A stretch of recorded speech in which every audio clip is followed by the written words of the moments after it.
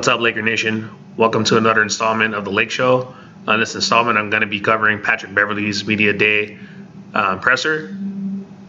I loved it, man. I loved it. Just someone who was establishing order, who was establishing culture, because the Lakers lacked that over the last 2 years, man, especially last year. So I'm just going to go over some key points within his Media Day presser. So number one, Patrick Beverly was asked by Brad Turner of the LA Times on what role does Pat Bev see for himself and his team, and he replied in Pat Bev fashion, man, impact winning. He stated impact winning, and said whether it's getting kicked out of a game, hitting a three, taking a charge, getting a rebound, or for him motivating his teammates, that is his role. His role doesn't change as long as it's about winning, and that's all that matters to him. Laker fam, I love this addition, man, of Pat Bev. A lot of Laker fans were not happy, trading for THT and adding Stanley Johnson, especially on the Stanley Johnson side for Pat Bev. They thought it was too much. Listen, Stanley Johnson was solid, man. Make no mistake about it, but he's replaceable. He's replaceable. I can assure you that Juan Toscano Anderson, he'll fill that slot, and he'll provide a little more. Just watch, Laker fam. Some Laker fans said it, again, it was too much, because of the fact of Pat Bev's age and the promise of THT plus Stanley Johnson's was probably pretty much one of the only bright spots other than Austin Reeves last year. Malik Monk included, of course, but in terms of the younger players, like Stanley Johnson was one of the bright spots. So it was a fan favorite, so they didn't want to lose him. Of course, for me, I don't get attached to players, man, because most players that are drafted by teams, they don't end up staying with their franchise. It's very rare.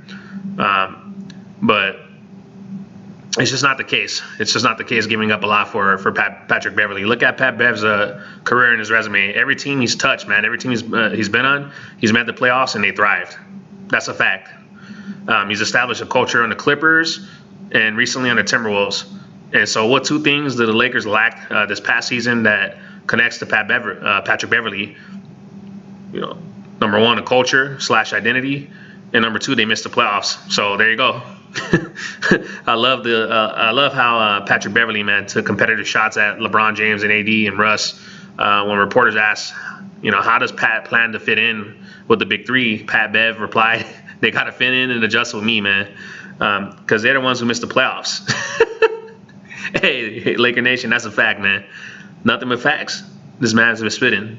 So I know Pat Bev is going to motivate LBJ, AD, Russ, and company, and bring the energy every game. And Lakers needed a culture setter, man, and they got that within Pat Bev, and they got that within Darvin Ham, but they certainly need it on the floor, because at the end of the day, the players are playing, and Pat Bev is going to play every fucking game. You don't have to question him. So he could fit on any team because he knows his role. He stays within that role. He stays within what he does, and he competes at a consistent high level. So that's just shit you can't teach, man. That's got to come from within. Moving on to another highlight of Patrick Beverly's Media Day presser. Mark Medina asked Pat Bev about Russ and their relationship and how that's been, dictated based on their past issues and going at one another. And Pat Bev responded by saying Russell Westbrook has been his best friend on the team. And they have been working out together around 6 a.m. often for over the last month, he stated, something like that. Pat also said that because Russ and him are both extremely competitive now, and now that they're playing together, respect comes from that, and that the issues that most thought they had was overblown. And he ended with saying relationships are battles, and that Russ and him, in order to go to where they need to go, they have to be great friends. But just my perspective, number one, you don't have to be necessarily great friends to thrive, or to even like one another.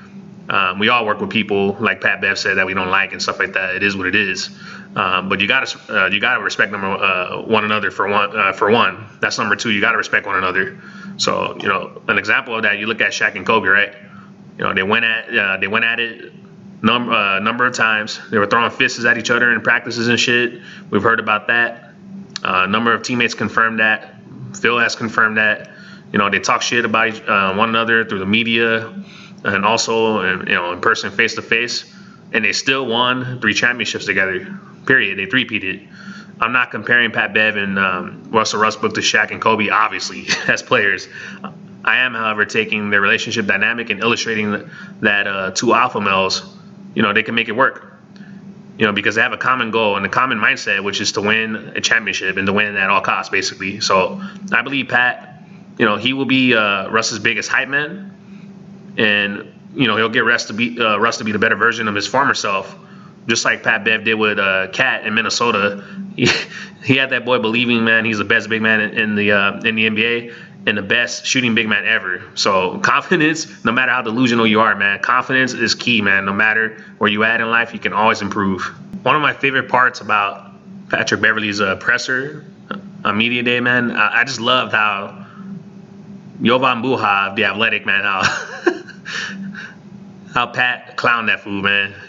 Because he clowned him when Jovan asked if Pat and Russ, patched things up, made up during the off season, over their past issues and shit like that. The brother Pat basically said that, they went on the this was a trip, man. He said that they went on a 3-hour boat ride. They had wine. He made dessert. Russ cooked some steak and all that shit. And then Jovan replied, "But I'm surprised you didn't share that on Instagram, like on your story or whatever on Instagram." And then Pat Bev came back with, "Even if I didn't, you guys would have made up a story anyway."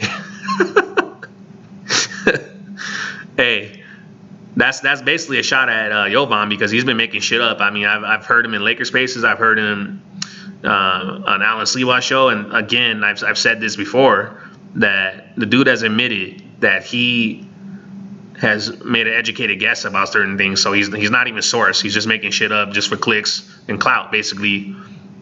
So he's been reporting issues with the relationship, trying to conjure shit up, just basically to, again, get clicks and likes and views, so that Laker fans could buy into Russ being traded. And that's a lot of Laker fans started following him. He started getting a huge following on Twitter because of the fact that he was pretty much pushing the trade Russ agenda. He's got to go, to where people, Laker fans, thought that this dude was pushing an agenda basically based off of personal issues. Like, people would have thought that Jovan had personal issues against Russ, like he might have fucked his wife or some shit, or did something like that. That's literally how Jovan made it seem. That's how people kind of felt that Jovan made it seem. So it was kind of oddly obsessive of Jovan to keep posting these stories about Russ and all that stuff, pretty much week after week. So nothing that Jovan has reported mostly has been true in nature. It hasn't been accurate. So like I said, he was hired as a new reporter from the Athletic. He's just trying to capitalize off of the Laker drama. Someone's got to check him though, man. And I'm glad it was Pat Bev. Another highlight of this media day presser from Pat Bev. Pat Bev was asked about how the media viewed Russ and his relationship. Being it was contentious in the past, and for them it felt more personal. And also the media member asked if their perception has been wrong all along about their relationship, and Pat Bev and pretty much emphatically replied, yes, completely. And also he alluded to relationships in general, man, where people have fights and feel like things are going to work out. They're going to stay together, vice versa. Things could go either way. But Pat Bev also shared a story where Russ was in Houston at the time, and Pat Bev and him, they were going at it. And during the time, Russ came to him and told him he got courtside tickets for Pat Bev's sister. Pat Bev said that that's when their bond was formed from that time. And even though they were trying to tear each other's heads off, that's where the respect was garnered from. Just the fact that he was able to do something like that. And I've heard countless stories of kindness about Russ, man, over the years. Last year, for example, he got Coach Frank Vogel and his wife a gift basket. And so I wasn't surprised to hear about that. Just the generosity that Russ does around the LA community and stuff like that. Being an LA native myself, I hear a lot about it. Russ likes to add value any way he can on and off the court. So he often gets a bad rep, unfortunately, because of just his competitive nature. But I believe he's just misunderstood, and needs an organization and a coach to believe in him. Teammates as well to believe in him and just to hone in and use that chip on the shoulder that he has, that competitive fire to their advantage, and just meet him in the middle, man. Similar to how Larry Brown did with Allen Iverson in Philadelphia. And I believe Coach Ham will do the same for Russ, and his teammates will upper him towards the right direction, and he'll be better for that. I've seen a recent video on Twitter where AD and Brown were where Russ was having a 3-point shootout or competition rather, and they were pretty much encouraging Russ and going at him, and Russ won the competition. Whether that's contrived or not, I don't give a shit. The point is they're trying to be his hype man, and that's what Russ needs. After the fans, are tearing him down, everybody was blaming him for the Laker woes, man. He needs people in his corner, and that's just going to enable Russ better when he has people in his corner. So it was a good thing to see. But with competition at some point, man, even against one another, you always gain respect for the opposition, because it's a respect factor when a player's trying to play mental gymnastics on you, and they play ultra aggressive and shit like that. By him doing that, that suggests that he views Russ as a threat, and Pat Bev, that he wants to take him out any way he can. It's a compliment, and I believe Russ realized that. So, he's not going to personalize shit. He's not going to personalize it, and that's a sign of competition. I think he understands that. It's all fun and games between, the lines. But, we respect one another. Don't get it twisted, and I think that's where it's at for them. All that shit we said about one another through the media was to only gain a competitive advantage over one another. Most folks who never competed at a high level or never competed a day in their fucking lives, in a sport, they just won't get it, and that's okay. I said they're going to be fine, and I wasn't even worried about the chemistry when we traded for Patrick Beverly. Most people were acting like Russ was going to fucking, detonate a bomb or some shit at the Lakers practice facility, man. They were like tripping. But it's, stuff like that is just used for psychological warfare. That's all it is when people talking shit about one another, whether it's on the court or through the media. That's all it's about. So they will continue to push one another, and nothing won't change in Pat Bev's aspect in terms of, pushing Russ. They're just, the only difference is they're just teammates now. They battling together, but they're still going to push each other. And this watch, Laker fam, it's going to be special this upcoming season. And the final point I want to conclude on in regards to Pat Bev's recap of his media day presser. Pat Bev was asked about his impressions of the Lakers when he was on the opposite side, and he replied with will factor and alluded to asking, are the Lakers willing to do the small things, get back on defense? He said he didn't think so. He said he didn't see the will to win. Hey, Laker fan. Hey, for those of you who've been following me on Twitter, man, and came in my spaces, y'all know I said this shit. I said this shit 25 games in, man. 25 games in, because that's how I evaluate quarterly, 25 to 50 and so on and so forth, to determine whether the team is going to be for real and they're going to compete for a championship and things like that. You can see where their identity is going and the direction they're going to go in, whether they're going to be good or bad. So I said this shit 25 games into the season.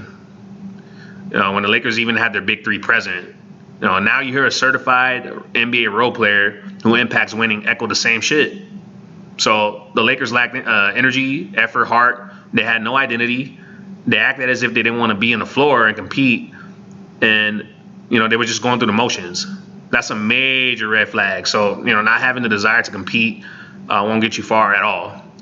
When you're not contesting shooters, you're leaving them open, allowing too many second chance points, getting backdoor easily, losing sight of the ball, losing sight of your man, careless turnovers, arguing with the refs, not getting back on defense, having poor body language on the court and on the bench, and just being lethargic, not coming to play and compete every game, man.